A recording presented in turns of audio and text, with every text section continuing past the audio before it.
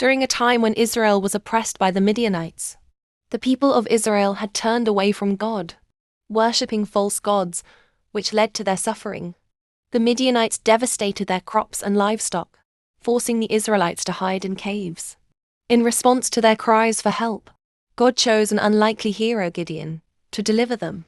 Gideon, the youngest in his family from the weakest clan in Manasseh, was threshing wheat in a winepress to hide it from the Midianites.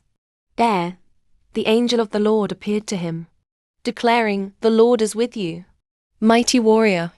Surprised, Gideon questioned why Israel was suffering if God was truly with them. The Lord responded that Gideon was chosen to save Israel. Gideon, feeling unworthy, doubted his ability, but God assured him, "I will be with you."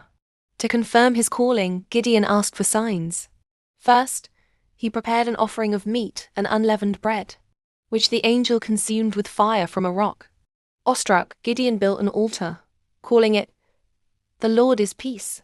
That night, God commanded him to destroy his father's altar to Baal and cut down the Asherah pole beside it. Gideon obeyed, though he did so at night out of fear. When the townspeople demanded his death, his father Joash defended him, saying, "If Baal is a god, let him defend himself." Later, when the Midianites and Amalekites camped against Israel, the Spirit of the Lord came upon Gideon. He blew a trumpet, rallying warriors from several tribes. Still uncertain, Gideon asked for another sign. He placed a fleece on the ground, requesting that it be wet with dew while the ground remained dry. And then the reverse. God granted both signs, confirming his promise. With 32,000 men gathered, God declared that the army was too large, lest Israel boast in their own strength. He instructed Gideon to send home anyone afraid. 22,000 left, leaving 10,000. Still, God said the number was too great. He led Gideon to a test at the water. Those who lapped water with their hands were chosen. Only 300 men remained. That night, God encouraged Gideon with one final sign.